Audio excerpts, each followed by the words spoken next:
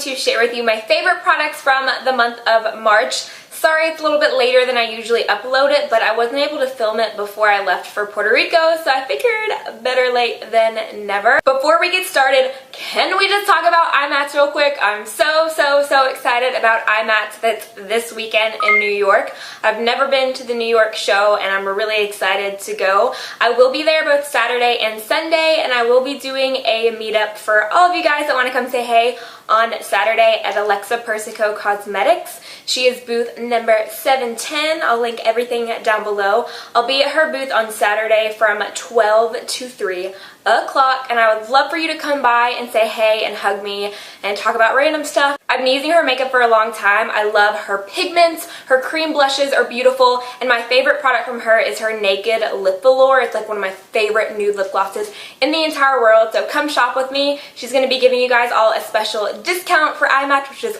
really awesome. So please come say hey, and if you see me walking around, chat me, yell at me, whatever, get my attention, and I would love to meet you guys. So let's go ahead and get started into the favorites. A lot of the products I'm going to be mentioning are ones I took with me to Puerto Rico. It was extremely hot there. It was like 80 to 90 degrees. I was sweating. It was not a good look. So a lot of products I'm going to show you are ones that I used pretty much every single day there. I'm going to start off with some face products, and first is this foundation from Revlon. This is the Color Stay Whipped Foundation. It is one of the best drugstore foundations in my opinion, even better than a lot of high-end brands. I bought this for my trip because I'd gone through I think 2 jars before, and I love trying new foundations, so I like to go in between them, and I was like, I love this foundation, I need to use it again. I haven't used it in a few months. It saved my life. I wore this foundation pretty much every single day. My makeup did not budge. This color is great. This is Warm Golden, number 320 is the color I'm using right now, and it's on my face right now. It looks so beautiful. It's medium to full coverage. You don't have to use a lot of product, and my favorite way to apply this is with my Sigma F80 flat top kabuki brush. I'll also link that down below if you're not familiar. I use that with this, and you just stipple it and barely buff it, and it's just like flawless makeup. I also like that this doesn't feel really heavy on the face, even though it was hot and I didn't really feel like wearing any makeup at all. I didn't feel it setting on top of the skin, but it gave me that flawless finish. So if you have not tried this foundation, it is great for people who have normal to oily skin. If you're dry, it's probably going to be too oil absorbing for you, but if you're not, you will love this. Next is the NYX BB cream, and on here it says Perfection in a Tube. I got this a few months ago and I have been using it so much. This is what I've been going for when I don't want to wear any makeup or I just want to even out my skin tone, because my face is so much paler than the rest of my body. When I tan, I don't tan my face. The sun never really sees my face. And even when I'm not tan, my face is just a lot paler than the rest of my body. So I can use this and it just evens everything out. The formula reminds me of Benefit Professional a little bit, but it's a little bit more creamier. It has that really light, airy feel on the skin, and literally like you don't see it at all, but it still covers. For me, it's like a light to medium coverage. I had a few blemishes this month and I would just put a little bit more with my finger and it was fine. But if you do want something that's full coverage, this isn't going to do it for you. But I also think that this would be a great primer. It didn't make me extremely oily, but I have just been going for this every single day, putting on some bronzer, some mascara, and I'm good to go. The next essential for me is the Moda's No More Shine Spray.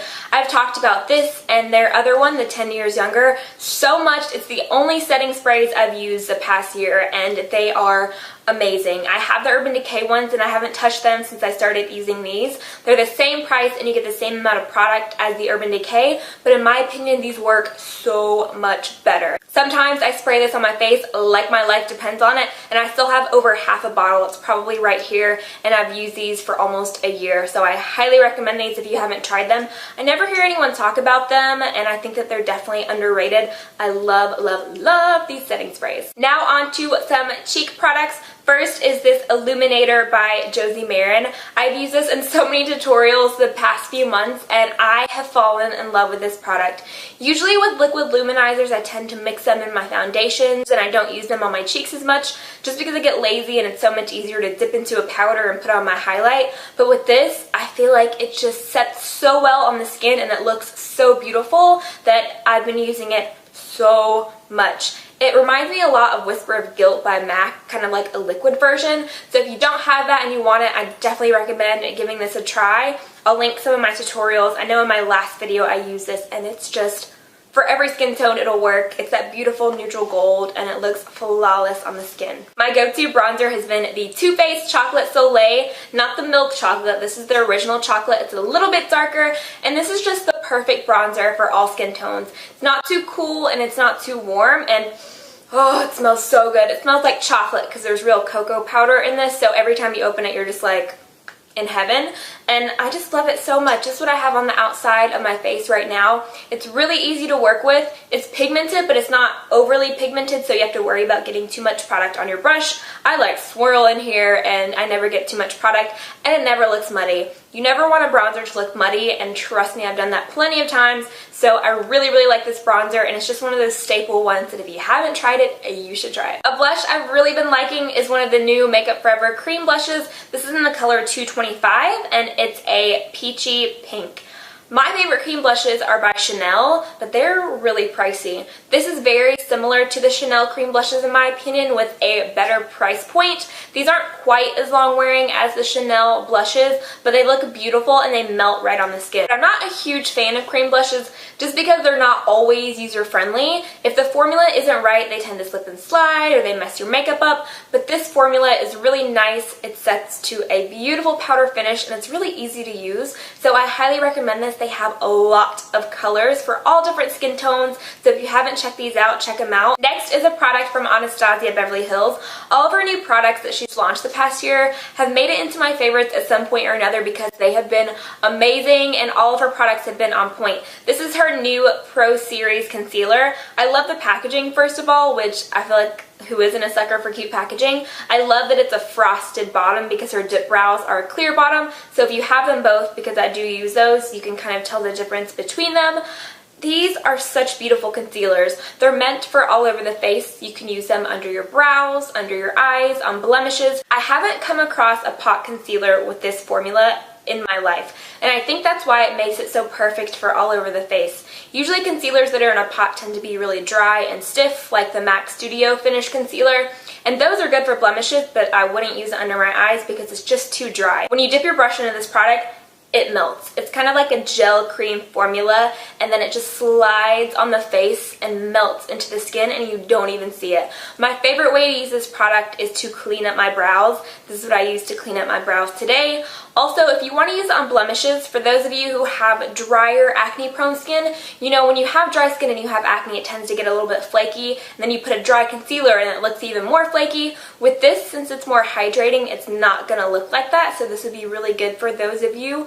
Also, I have tried it under my eyes once, so I'm not really sure how I feel about it. I tried it last weekend under my eyes, and it looked really pretty, but it did crease on me after a few hours. It wasn't horrible, but I don't think it's as good as like Pro Longwear Concealer by MAC. I use the color 1.5. This is the second shade up, and I've really been enjoying this product the past month, so I highly recommend checking it out if you haven't. Next, I have two brushes to show you. First is the Sigma F35 Tapered Highlighter Brush. If you've noticed in my tutorials, this is like the only brush I've been using to set my concealer. That area under the eye is really delicate, so I love the way that this feels underneath the eyes, and it really just sets the concealer so easily and flawlessly, and I love the way this works with powders. And then next is the Sigma E30 Pencil Brush.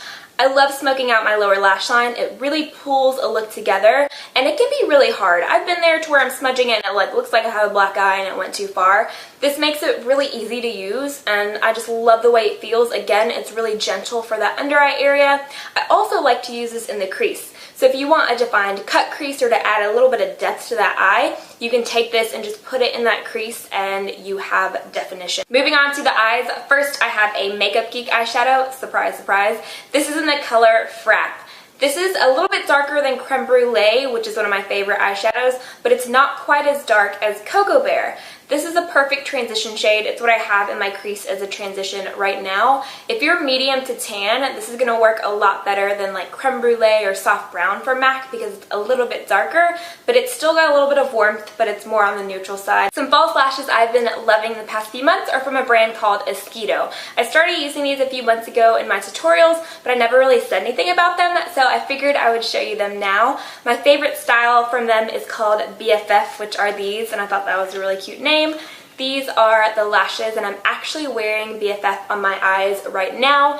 I also like Voila Lash and Lash Lorette from them. Those are really pretty styles as well. When it comes to lashes, I usually go for really long and thick ones.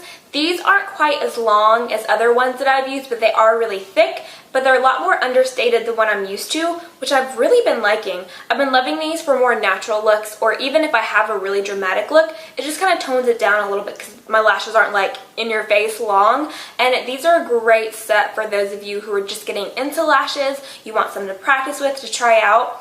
This, the BFF, or any of the Skeeto lashes are really, really pretty. They're really easy to use and so light. Like, I don't even feel these on my eyes at all. For any of you who have really small eyelids, hooded eyelids, or I mean, anyone can wear that, but especially for people with smaller eyes, I think you'll really enjoy these because they're not, like I said, quite as dramatic, but I have been loving these lashes. I'll link them down below if you're interested. Next, moving on to my favorite part, which are the lipsticks. I've been really into a bright, bold lip with more natural makeup the past month, so that's what I'm going to show you. First is my favorite lipstick of the month, and this is by NYX. This is their matte lipstick in Indie Flick. It's a bright, vibrant red with a little bit of an orange undertone, but it doesn't make your teeth look yellow. Sometimes orange lipsticks can do that, but this doesn't do that on me. I brought this with me to Puerto Rico because I didn't want to bring Lady Danger by MAC just in case it melted or something, and I haven't worn this lipstick in probably like a year. I've had this forever, and I was like, oh, I'll go ahead and bring it. Maybe I'll wear it. I wore this like 3 days of my trip, and